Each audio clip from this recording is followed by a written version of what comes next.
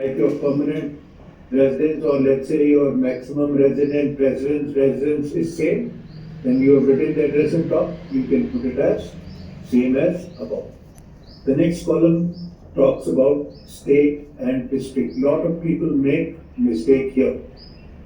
In a normal life, when we write an address, we first write the district and last we write the state. Here it is state and district.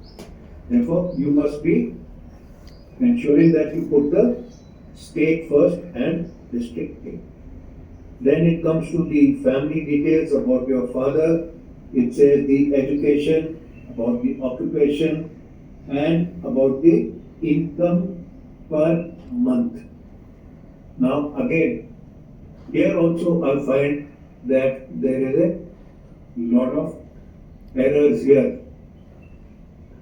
This income is per month. It is not annual income. So a lot of people will write 10 lakh, 14 lakh. That may be their annual income. But what is required is your monthly income. Okay. Similarly, when you go down to your mother, if she is a housewife or a homemaker, accordingly, then we come to brother, sister, the elder and younger. Make sure that you tick the appropriate portion of that. Okay, when it says elder, then there is a brother or sister. So you must tick so that the assessor knows you are talking about a brother or a sister. And then what the person has been studied, class so and so. Then we come down to your personal education. It talks about the name of the institute, the name of the university, the year, and the percentage of marks of the division, and then medium of instruction, border or base course. This again is an important input. Make sure you fill it correctly, and if there is an outstanding achievement, if you have got the first position in the class or you topped in maths, anything which you feel is worthwhile, you can put it there. So this goes on in the education part. Then we move on to the second page. The second page is more about the other details. Firstly, it talks about your age in years and months. That is self-explanatory. So whichever month you can go to the closest approximate district, and it goes in years and month. Then it goes in, next one is height. Height is in meters.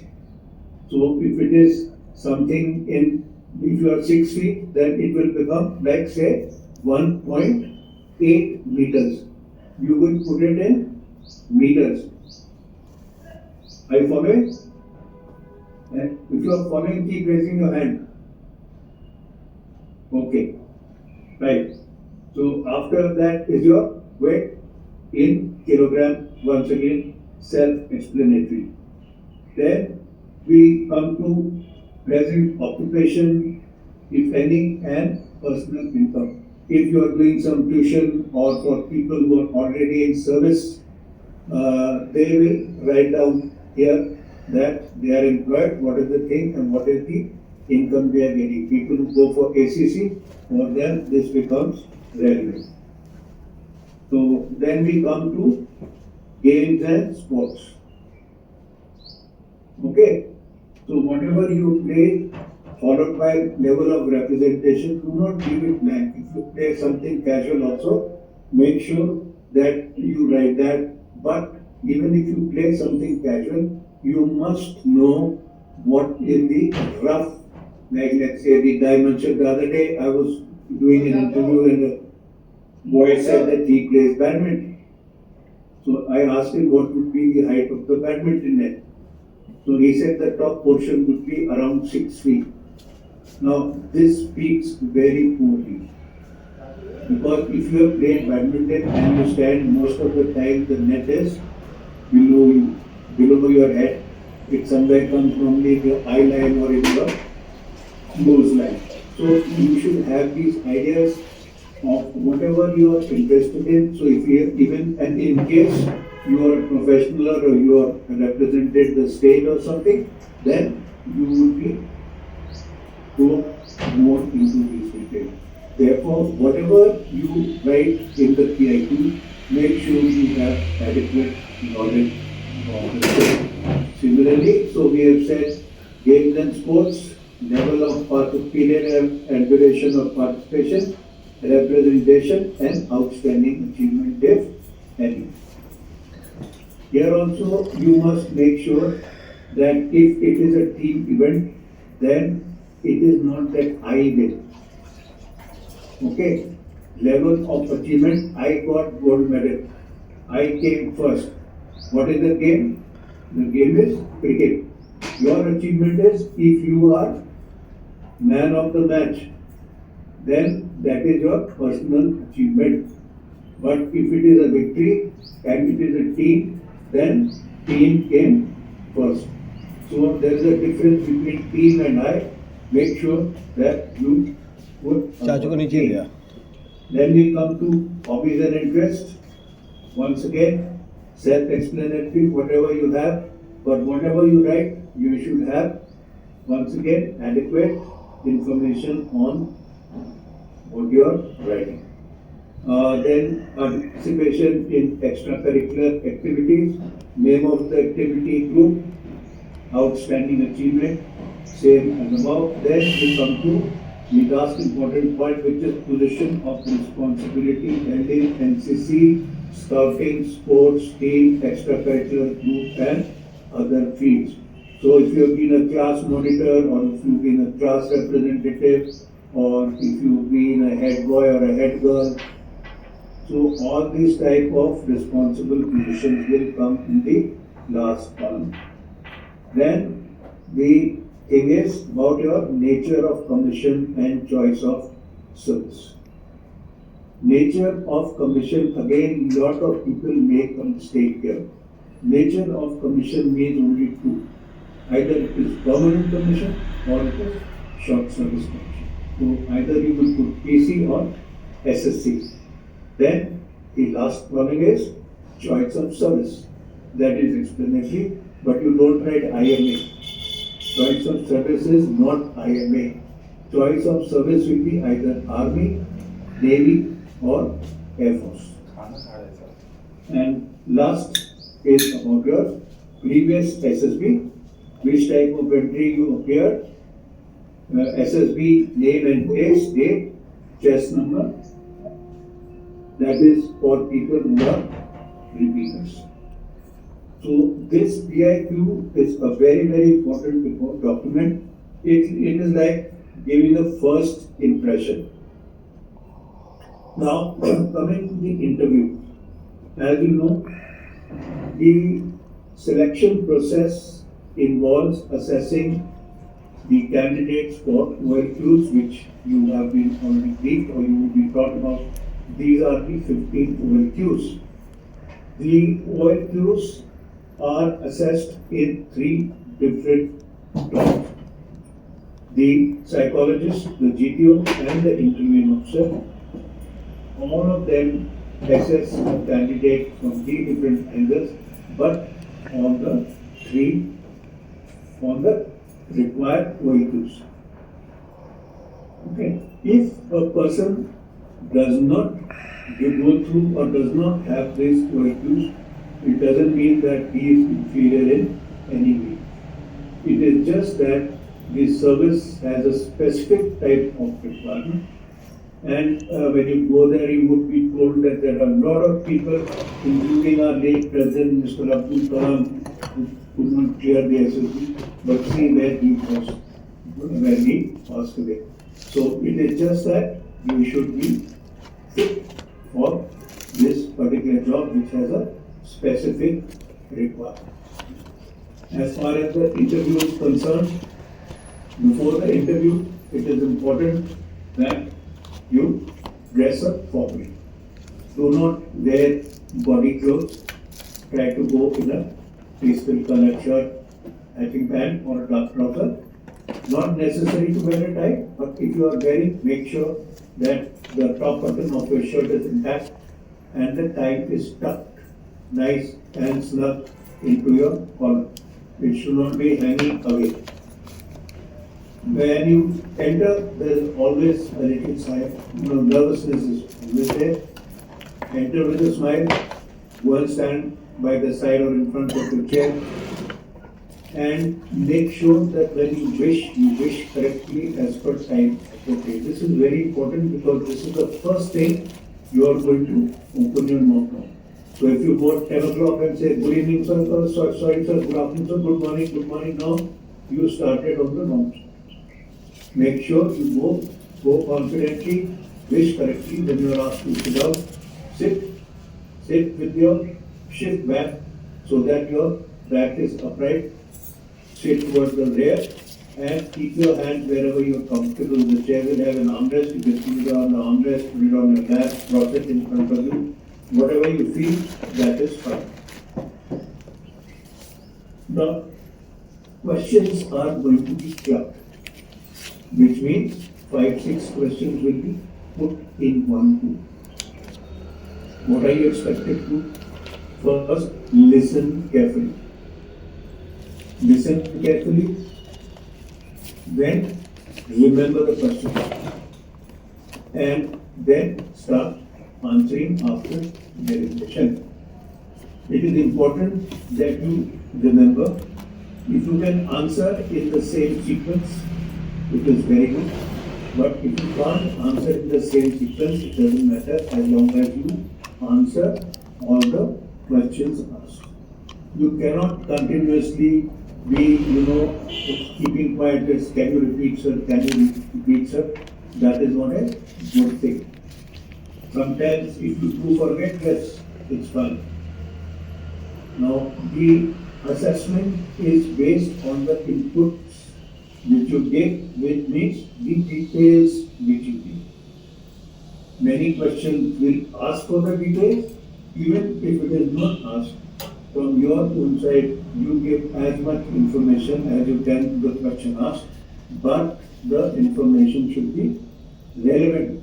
Don't talk nonsense. Speak something which is relevant to the question asked. Okay, so the opening is there to make you comfortable. When you go, like I said, you are not very comfortable, so the interviewing officer will try his best to make you. How does he do that? He will ask you something with which you are familiar or about an activity which you have already undertaken. What could be some of the questions? How did you prepare for the SSB? What have you done since you got your form? Tell me something about the place you come from. Tell me about yourself. So let's say he's talking about the place you come from, give all the details. Okay? If you come from, say, Hyderabad, then explain that what is Hyderabad, what is it famous for, what are the facilities, what are the problem areas. Give as many information about yourself. Similarly, how did you prepare? Sometimes they ask about your journey also. So once you travel, you must know which train you traveled, what was the approximate distance, which was the important station and route, any difficulty, any friends you made in between. So whatever has happened, bring it out in detail, realistically. So that will be to make you comfortable. Now, here there are two things. When the candidate sits, he is quite apprehensive, when he finds it is something which is not going to be very upsetting, he starts speaking, he hears his voice, and gradually the confidence level starts going up. So here you should try to speak a little longer, so it makes you more confident. Now to the interviewing officer, it is like a first impression. He gets an impression that the candidate in his own surroundings, how much is he aware, how logical and detailed is his presentation, how good are his communication skills. So these are some of the inputs which come. So the next thing is, you will have to speak little loudly. You will be sitting quite far off, therefore you will have to speak a little loudly, otherwise the last part of your sentence normally gets eaten up. And do not speak in a flat tone. Okay? Where it is required, emphasize, where not, then drop your voice. Do not tell lies. If you do not know something, acknowledge it gracefully, and then update yourself as soon as possible, because you could be asked the same question during your final interview, and your answer would improve your chances of recommendation. But here it doesn't mean that every time I ask you a question you will say, sorry sir, I will find out. If every time you have to find out, then you should not be sitting at the Ssb, which means you should go prepared, and only certain places where there is a doubt, you should raise this point of, sorry sir, I will not, but not every time. Like I said, be fully aware of your PIQ. Most of the questions will be based upon it as a starting, then based on your response, the other questions will be coming. Read and update yourself about the service which you have applied for. Okay, the command, the type of service, the fighting arm, supporting arm, fire force, different types of aircraft for the Navy, different types of ships, all these things to be. So, for the NCC people, it is very important they have full details about the NCC. What are some of the significant information? NCC Day, when is it, motto, present DG, what is the aim of NCC, about the camps, about the range firing, which weapon, what is the bore, what is the nomenclature of the bore, about the target, how many targets, different type of firing positions, the type of firing you did, then about map reading, different types of north. So whatever you have already done, but you should be brushed up on these things. If you have held an appointment, then why you got this appointment, what are the criteria. So these type of questions will come, which are actually happening, and you should be able to answer in. Now, the next thing is that communication. The interviewing officer is trying to find out about your thought process. He cannot look into your mind or brain. Therefore, whatever you speak is going to be presumed is what you are thinking. Okay? So, make sure that whatever you are speaking is what you are trying to communicate as your thought. If you have any problem at any stage, do not hesitate to speak into it. Do not stress your mind in trying to think about the right sentence or the right word, and many times you say something which is different from what you are actually meaning. But to the interviewing officer, what you say is going to be resumed as automatic. Therefore, the simplest thing is that if you have any problem, do not hesitate to speak in English. And then continue. Wherever you are stuck, you can speak, and speaking in Hindi is not for negative. So then we talk about your communication skills, and then we must have, you have already spoken about the information about the service you want to join. Then also we must make sure that you are aware about the awareness. What type of awareness? The current affairs, the defense knowledge, these type of things also you should be prepared. You should be knowing what is happening around you. Okay? Then you should also know about yourself. What are your strong points or what are your strengths? What are your weaknesses? You must be able to identify your areas of improvement, and you should be also working towards improving those areas where you feel you need to improve. Just knowing is not enough. You should also be doing something to improve upon them. Then about the motivation to join the service unit. What is your motivation and what is special about the service which you like to join? And finally, sometimes, why should we make you an officer? What do you think you have? Well, you should know what you have. Also, avoid using the OIQs per se as they are written. I've got very good effective intelligence. I have a very good speed of decision. Okay. I'm very socially adaptable.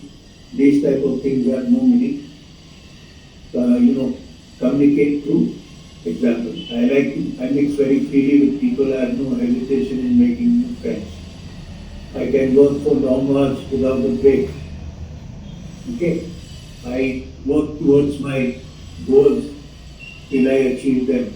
So these type of things means you are a determined person. So you have to speak and give by example just by saying that, I'm very focused and determined. One itself has no meaning as such. So the last thing is about the speed of decision.